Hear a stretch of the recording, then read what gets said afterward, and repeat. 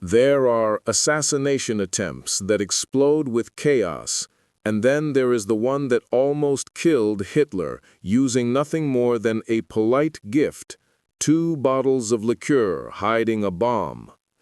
It happened in March 1943, in the freezing air around Smolensk, at a moment when Hitler believed he was untouchable. His armies were deep inside the Soviet Union, his propaganda machine was loud, and his commanders still saluted with robotic certainty. But behind that polished surface, cracks were forming. Inside the German army itself, a small group of officers had decided that the only way to save their country was to remove the man leading it. These were not rebels or outsiders. They were insiders, experienced, respected, and horrified by what Germany had become under Hitler. At the center stood Henning von Tresckow, a calm strategist with a reputation for clear thinking even in the chaos of the Eastern Front. He had seen war crimes, he had seen disasters caused by blind obedience, and he understood that Hitler's decisions were dragging the nation toward collapse. Tresckow believed that stopping Hitler was not treason, it was responsibility. Around him, a small network of trusted officers came together, including the younger but fiercely dedicated Fabian von Schlabrendorf. They didn't dream of power or revenge. They simply wanted to prevent Germany from sinking deeper into destruction. Their opportunity appeared when Hitler scheduled a short inspection visit to Army Group Center. Tresckow knew that this might be the last moment for months when Hitler would be close enough to strike. And he knew something else. Everyone around Hitler expected gifts, courtesy, and gestures of respect. So Tresckow crafted a plan that looked completely harmless. He took 2 bottles of high-quality Cointreau, wrapped them neatly in brown paper, tied them with string, and hid inside them a British-made explosive with a timed pencil detonator. The beauty of the plan was its simplicity. No gunshots, no firefight. Just a quiet explosion mid-flight that would appear to be a tragic plane malfunction. No traitor, no witness, no trace. By the morning of March 13th, everything was ready. Hitler completed his inspection and began preparing to fly back to Germany. The cold wind blew across the airfield. Officers moved with practiced routine, and nobody suspected that a bomb was waiting among the luggage. Tresckow stepped forward with confidence he did not show on his face. The success of the mission relied on a single moment, getting the package onto Hitler's plane without anyone knowing what was inside. That moment was coming, and Tresckow's voice remained calm as the most dangerous plan of his life began. The key to the entire mission was Colonel Heinz Brandt, a trusted officer in Hitler's entourage. Brandt wasn't part of any conspiracy. He was simply polite, helpful, and known for assisting with packages during travel. Tresckow approached him with the wrapped parcel and said it was a gift meant for another officer back in Germany. Brandt accepted it without hesitation, and in that instant, history balanced on the edge of a small, ordinary box. Inside that package, the bomb was armed, silent, and ready to detonate after takeoff. No alarms, no suspicion, just smooth routine. As the plane lifted off, Tresckow and Schlabrendorf stepped back and waited, every second stretching like a wire pulled tight. The detonator was timed so the explosion would occur far from any runway or emergency landing point. If everything worked, the plane would burst apart in mid-air. Tresckow imagined the shock that would ripple through the German command, the sudden collapse of Hitler's authority, and perhaps the end of a war that had already cost millions of lives. For a moment, Tresckow felt something rare during wartime: hope. Real, solid hope. But as the hours passed, No report of an explosion came. Then the message arrived. Hitler's plane had landed safely. No damage, no fire, no emergency. Hitler walked away completely unharmed. The bomb had failed. Tresckow didn't react outwardly, but inside, he felt the ground shift. A failed assassination wasn't just a disappointment, it was deadly. If anyone discovered the device, every person connected to the plot would be executed before sunrise. The clock was now ticking in a far more dangerous way. Schlabrendorf rushed to retrieve the parcel before anyone could open it. When he reached Brandt, he used a calm excuse about a labeling mistake. Brandt, still unaware of anything unusual, handed the package back. When Schlabrendorf opened it later, he realized the truth. The freezing temperature inside the unheated cargo hold had prevented the detonator from firing. Cold weather had saved Hitler's life. The bomb was immediately disassembled and destroyed, erasing all evidence of the attempt. What Tresckow felt then was not defeat. It was urgency. Hitler had survived by chance, not by strength. And Tresckow knew that as long as Hitler lived, the war would only grow darker. The resistance would have to try again. They had failed once, but the mission was not over.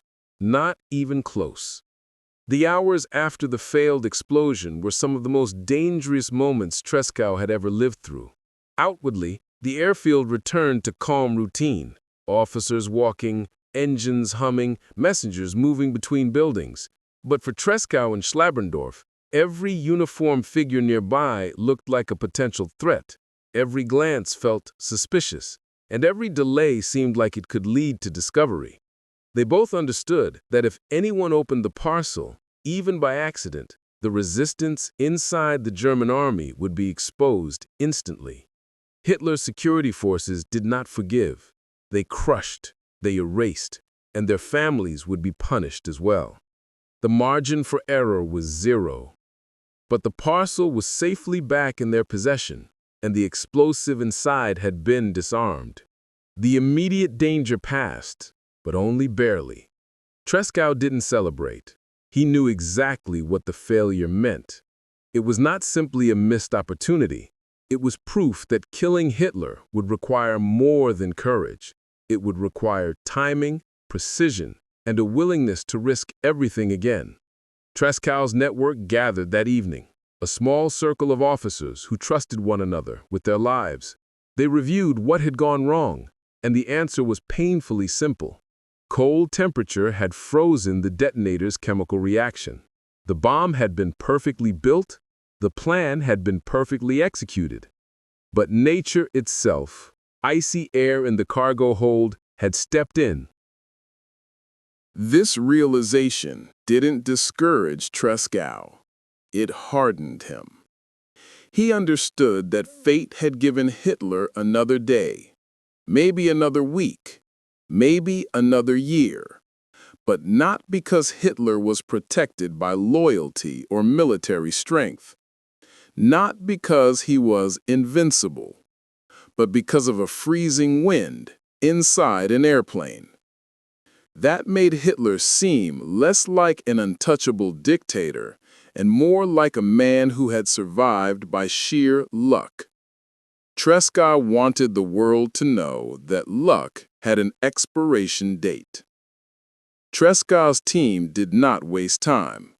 Within days, they explored new methods, new opportunities, new versions of the same mission: remove Hitler.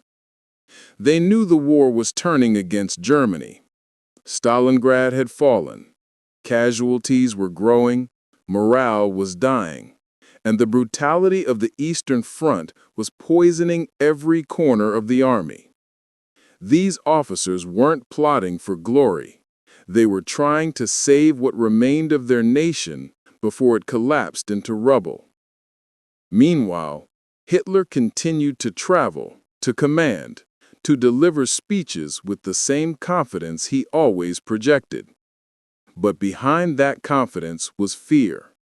Fear of disloyalty, fear of sabotage, fear fear of betrayal. He didn't know it yet, but one of the closest attempts on his life had just happened inside his own aircraft, carried by one of his trusted officers. Tresckow kept that fact to himself, but he did so not with bitterness. He did it with focus, because now more than ever, the mission had to continue. And the next attempt would need to be even stronger, even cleaner, even more precise. In the quiet after their failed attack, Tresckow looked at the horizon of the Eastern Front. Smoke in the distance, ruined villages, exhausted soldiers. He knew Germany could not survive years more of Hitler's leadership, and he knew one truth with total clarity. If the resistance didn't act again, the collapse of the nation would be far more brutal than anything they could imagine. The bomb inside the liqueur bottles had failed, but the idea behind it was burning brighter than ever. Even after the failed attack, Hitler never suspected that someone within the Wehrmacht had tried to kill him. His confidence in the military hierarchy, his belief that officers would never betray him, remained intact. He assumed loyalty was absolute, and that assumption gave Tresckow a new advantage: secrecy. Hitler didn't tighten security around aircraft luggage. He didn't launch investigations into officers at Smolensk. He didn't even mention the incident, because to him, nothing unusual had happened. This blind spot became one of the resistance's greatest weapons. Meanwhile, Tresckow's group expanded its efforts quietly but sharply. They reached out to other officers who felt the same frustration and despair about the direction of the war. They connected with civilian resistance members who wanted Germany to end the terror it had unleashed in Europe. And through these networks, they began shaping something larger: a coordinated resistance movement inside Hitler's regime. Tresckow wasn't the only one planning. Others were preparing too: General Olbricht, Ludwig Beck, and Klaus von Stauffenberg. All of them understood one thing: if the bomb had gone off in March 1943, everything would have changed. The war might have ended earlier. Millions of lives might have been saved. Europe might have avoided another year and a half of destruction. This possibility haunted them. The idea that they had stood inches away from altering history created a pressure that hardened their resolve. For voiceover, this is where the audience leans in. These were men living in the center of a collapsing empire, watching their leader refuse to face reality, and knowing that the window to act was closing. Tresckow felt this most intensely. Every lost battle, every disastrous order, every unnecessary death on the front lines weighed on him. And every time he saw a map covered in red defeat markers, he was reminded of that frozen bomb that never ignited. Hitler, meanwhile, grew more paranoid, but in the wrong direction. He feared sabotage from foreign agents or distant enemies, not from the men standing 10 feet away from him. He trusted the very officers who were planning to remove him. He believed destiny protected him. That belief would follow him for the rest of his life, and it would blind him to the resistance operating directly beneath his feet. Tresckow recognized this psychological weakness. If Hitler believed he could not be killed, then he would never see the next attempt coming. So Tresckow and his allies prepared again. They refined their methods. They studied Hitler's schedule, his travel habits, his meetings. They needed a moment where Hitler was close, unprotected by distance, unshielded by chance. It took time, patience, and constant secrecy. But as the months passed, Germany's situation became more desperate, and the resistance felt the urgency rising.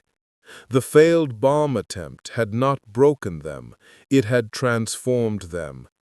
It had shown that their mission was possible, that Hitler was vulnerable, and that only one successful moment, just one, could change the course of the entire war. Months passed after the failed bomb attempt, but Treshkow never relaxed. Every sunrise on the Eastern Front reminded him of the cost of waiting, the endless fighting, the brutal cold, the villages erased, and the soldiers stretched beyond human endurance. Germany's military situation was deteriorating fast. The defeat at Stalingrad had broken the myth of invincibility, and new fronts of disaster were opening everywhere. Hitler began issuing orders disconnected from reality, demanding counterattacks from units that barely existed, and punishing commanders who told him the truth. Treshkow watched this with rising frustration. He knew the war could not be won, yet Hitler refused to acknowledge it. For Treshkow, the failure of the plane bomb was not a signal to stop. It was a signal to move faster. He and Schlabrendorf continued meeting in dimly lit rooms, passing coded messages, building alliances with other resistance members scattered across Germany and beyond. They were careful, precise, and fully aware that one loose word could destroy everything. Treshkow often spoke in calm sentences, but behind that calm was urgency. He had seen enough bloodshed to know that every month Hitler remained alive meant thousands more deaths on both sides of the war. Inside the Wehrmacht, morale was collapsing. Officers whispered doubts they never would have dared speak aloud a year earlier. The fear that asking questions could lead to execution still existed, but now desperation was stronger. More high-ranking officers began to quietly support the resistance. They didn't all agree on what would happen after Hitler's death, but they all agreed that Germany could not survive with Hitler in charge. That shared belief created a fragile but powerful unity. Meanwhile, Hitler's behavior made their mission even more critical. He grew unpredictable, explosive in his temper, and obsessed with revenge. His distrust of his generals increased, but ironically, he still did not suspect Treshkow or the men around him. Hitler believed the military elite would remain loyal. He believed obedience was automatic, and he believed fate protected him from assassination. These beliefs were exactly what Treshkow needed. By mid-1943, the German resistance had transformed from a handful of officers into a coordinated network. Treshkow became one of its intellectual leaders, analyzing Hitler's movements and identifying moments of vulnerability. He suggested new plans: bombs hidden in meetings, explosives placed inside briefcases, even suicide missions if necessary. To Treshkow, the moral question was already answered. Hitler had to be stopped, no matter the cost. But this mission carried a heavy emotional weight.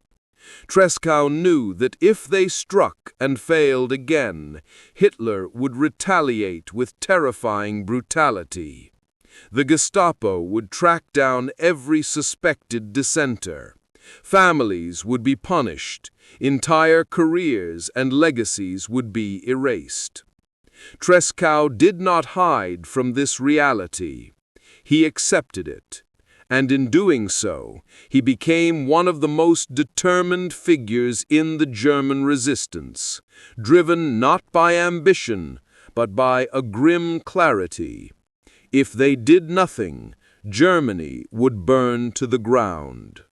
The road ahead was dangerous. unpredictable and full of risks. But Tresca was ready. The failed plane bomb was not a dead end. It was the first attempt in a long, determined series.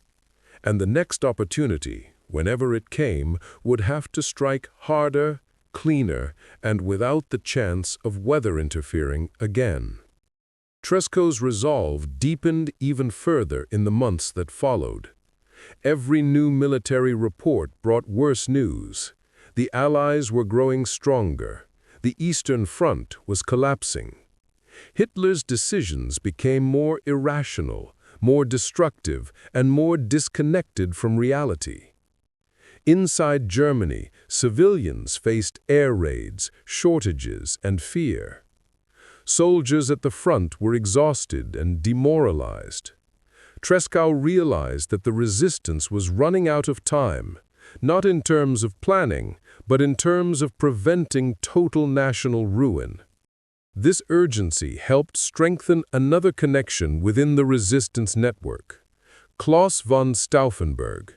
Young, brilliant, severely wounded, and fiercely determined, Stauffenberg became one of the most important figures in the movement. While Tresckow provided strategy and coordination from the Eastern Front, Stauffenberg pushed for action in Berlin. Both men shared the same goal, and both understood that they needed a plan that could succeed even under intense pressure. Tresckow and Stauffenberg communicated through messengers, encrypted notes, and face-to-face meetings whenever possible. Their conversations were direct, sharp, and brutally honest. They discussed every possible method of assassination: explosions, guns, sabotage, engineered accidents. But each scenario came with obstacles: Hitler's unpredictability, tight security, last-minute schedule changes, and the ever-present risk of being discovered. Tresckow kept repeating one principle: it has to look like fate, not an internal attack. The German public had to believe that Hitler died through an accident, giving the resistance enough time to seize control and negotiate peace. But as the war grew worse, the idea of subtlety began to fade. Stauffenberg, who had lost his hand and eye in combat, was not interested in half measures. He believed in direct action. A bomb placed close to Hitler during a meeting, detonated at the right moment, regardless of whether subtlety survived. Tresckow respected that determination. In fact, he saw it as the fire they needed to balance his own careful planning. All the while, Hitler continued to travel to headquarters, give speeches, and hold briefings. His confidence never broke. He believed destiny protected him. And every time he stepped into a room, he assumed those around him were loyal. Tresckow knew this arrogance could be exploited. Hitler wasn't expecting betrayal from his own officers, and that blindness was their opportunity. The resistance began shaping a larger, more coordinated plan, an operation that would kill Hitler, seize control of Germany, and shift the direction of the war. This would eventually become the famous July 20 plot, but that story was still months away. The groundwork being built now, through Tresckow's failed Liqueur bomb, his analysis, his network, was shaping everything that would follow. Tresckow knew that the next attempt had to be perfect. And he also knew that if they succeeded, the world would remember not the failure of a frozen detonator, but the courage of the men who refused to let Hitler drag their country into complete destruction. As 1944 approached, Tresckow's world became even more dangerous. The Wehrmacht was retreating on multiple fronts. Cities were falling, and the once confident German leadership was breaking apart under pressure. Hitler, however, reacted with the opposite of reason. Instead of adapting, he tightened his grip, issued reckless commands, and blamed everyone but himself. Tresckow saw this clearly. Germany was collapsing because its leader had lost touch with reality. And that made the mission to remove him feel less like an act of rebellion and more like the final attempt to prevent complete national suicide. Despite the chaos, Tresckow never forgot the lesson from the failed liqueur bottle bomb. Hitler was vulnerable. His survival had not been a miracle or a sign of fate. It had been the result of freezing air and mechanical misfortune. That truth strengthened the resistance. If one attempt had come so close, another could succeed. Tresckow continued to meet quietly with officers who shared his urgency. They spoke in coded language, used safe houses, relied on handwritten notes burned after reading. Every step was measured. Every conversation was risky, but their determination grew. Hitler's schedule became more erratic, but he still held frequent military briefings. These gatherings, crowded rooms filled with officers, maps, and reports, presented opportunities. If a bomb were placed close enough to Hitler during one of these meetings, the explosion could kill him instantly. Tresckow encouraged this direction. Time was running out, the army was weakening, and Hitler's decisions were costing tens of thousands of lives every month.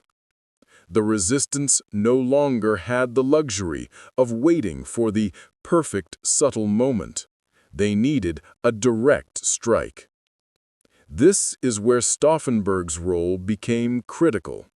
He had direct access to high-level meetings and was willing to carry out the mission himself. Tresckow admired his courage. Stauffenberg understood the weight of what he was preparing to do, but he did not hesitate. His injuries, missing hand, missing eye, damaged arm, only strengthened his conviction. He believed that if he didn't act, then no one else would. Tresckow became both his advisor and his steadying voice. But even with the new plan taking shape, Tresckow could not ignore the emotional burden he carried. He had been part of the first serious attempt to kill Hitler, the one hidden inside those liqueur bottles. He had watched that attempt fail for a reason no human could have predicted. And now, as Germany crumbled, he felt the weight of that failure pressing on him.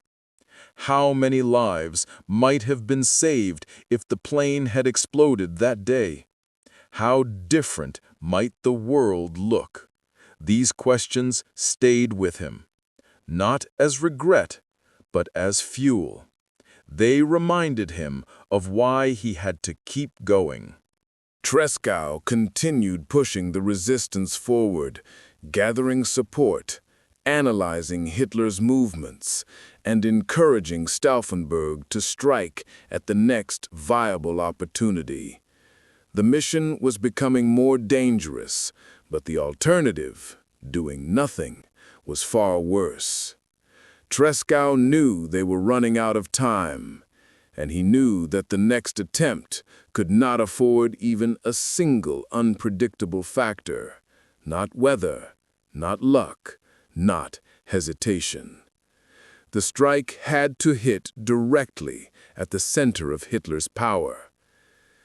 By mid-1944, the resistance had transformed from quiet conversations into a full, organized plan to overthrow Hitler and seize control of Germany's military structure. Operation Valkyrie, the emergency plan originally designed to stabilize the country during civil unrest, was about to be repurposed into a coup. Tresckow helped shape it from the shadows. He understood that killing Hitler alone wouldn't be enough. The moment Hitler died, there had to be a blueprint ready to take control before the SS or loyal generals could reclaim power. Without structure, Germany would collapse into chaos. With structure, it could negotiate peace and prevent the total destruction that seemed inevitable. Stauffenberg was now at the center of the operation. His access to Hitler's briefings made him the most strategically valuable member of the resistance. Tresckow, stuck on the Eastern Front, could only advise through messengers and written notes, but his influence on the plan was enormous. He insisted on one key rule: the assassination and the coup had to be simultaneous. If they killed Hitler but hesitated afterward, the SS would crush them. That clarity helped shape every step of Valkyrie. As the final preparations formed, Tresckow felt a strange mixture of focus and heartbreak. He was proud of the resistance. They had grown into a network with courage, strategy, and purpose. But he also felt the crushing weight of what the war had become. Every new frontline report showed disaster.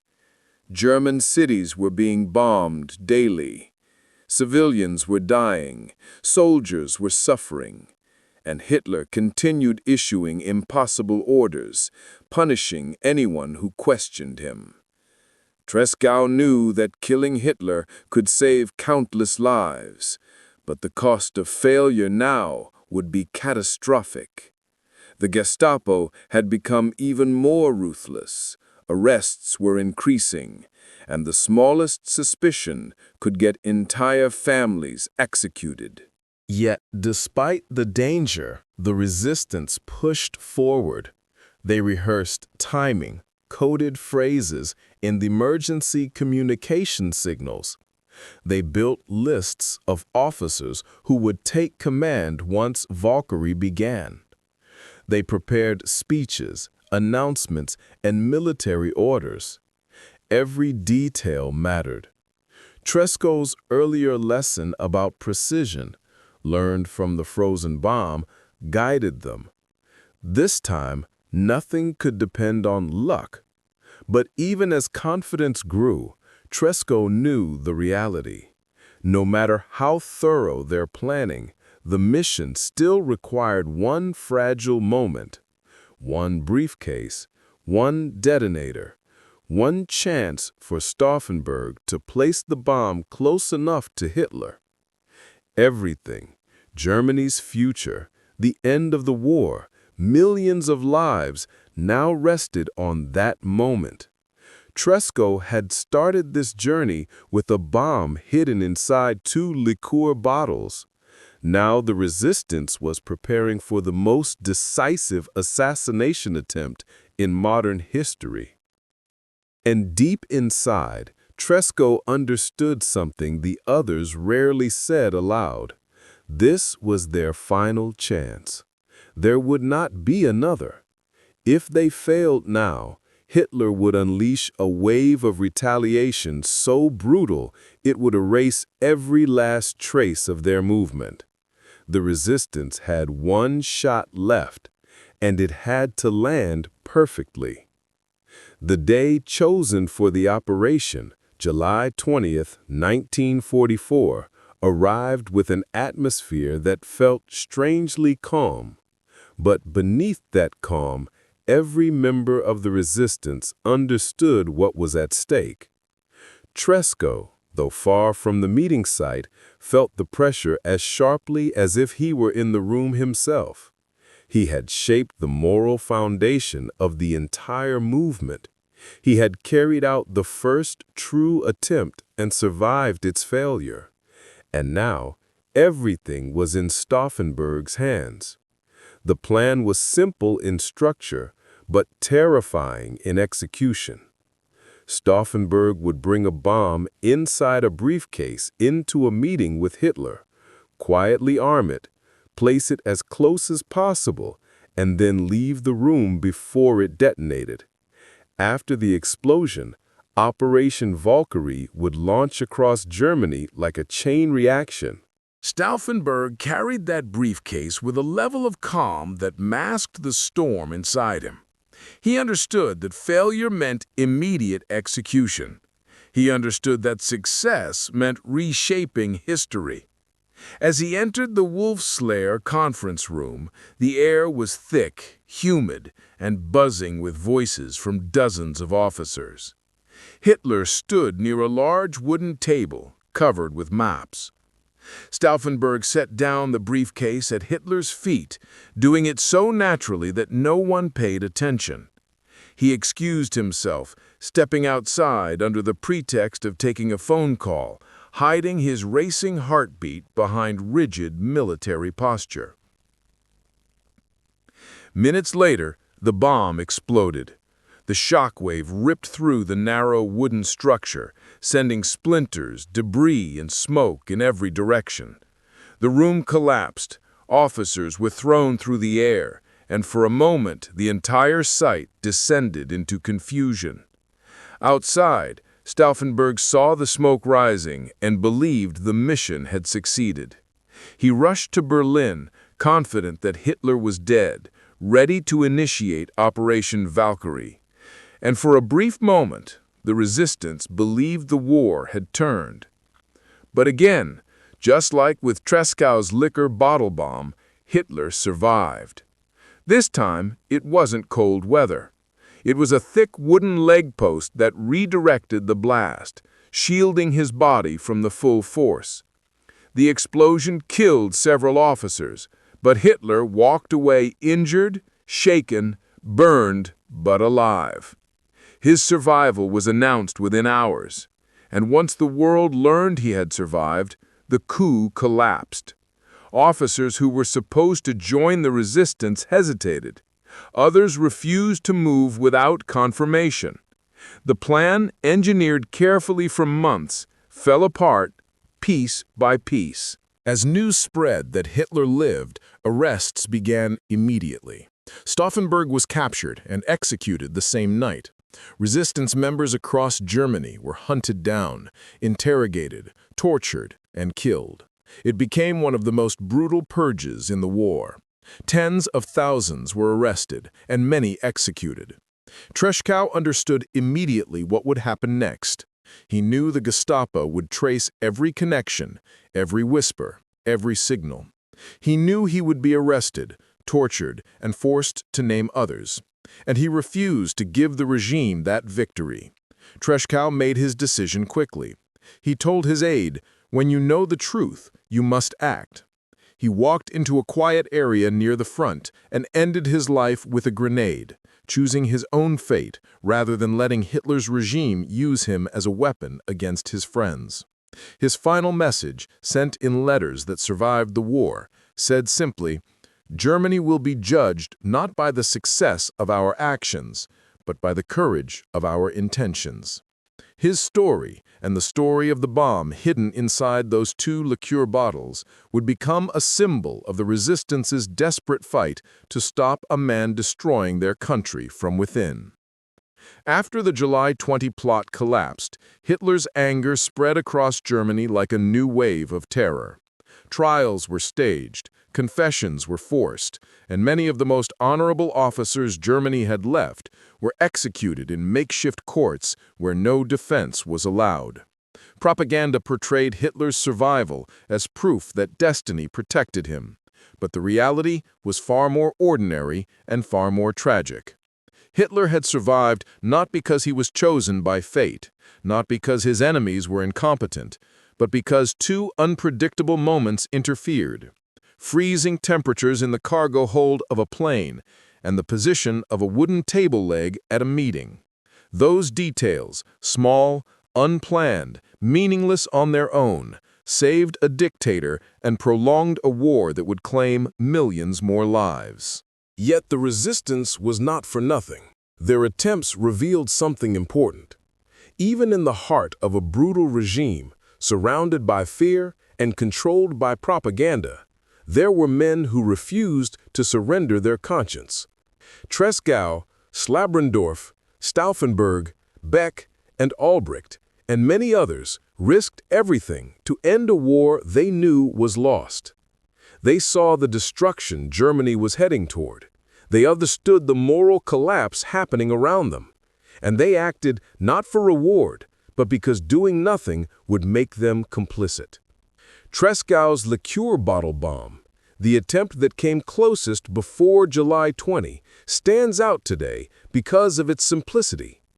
A gift, wrapped in paper, carried politely onto Hitler's plane, a quiet moment that could have changed history forever.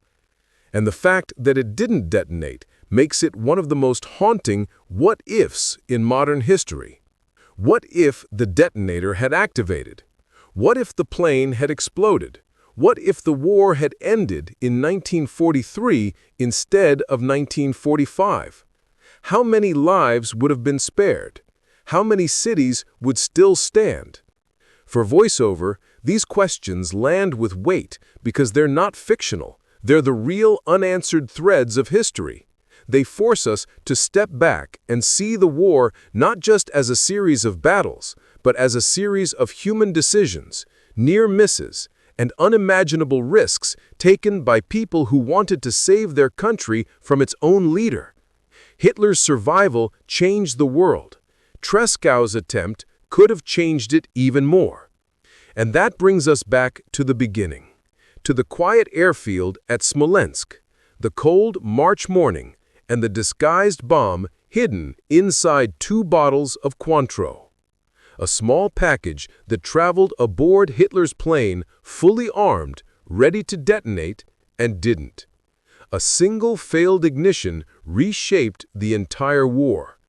Tresckow knew it. Schlabrendorf knew it. History knows it.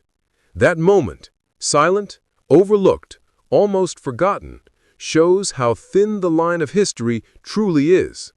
Sometimes it doesn't break with a roar, but with a tiny click inside a detonator frozen by the winter air. And when we look back on this event, we're reminded of one truth. History often changes, not because of what explodes, but because of what almost did.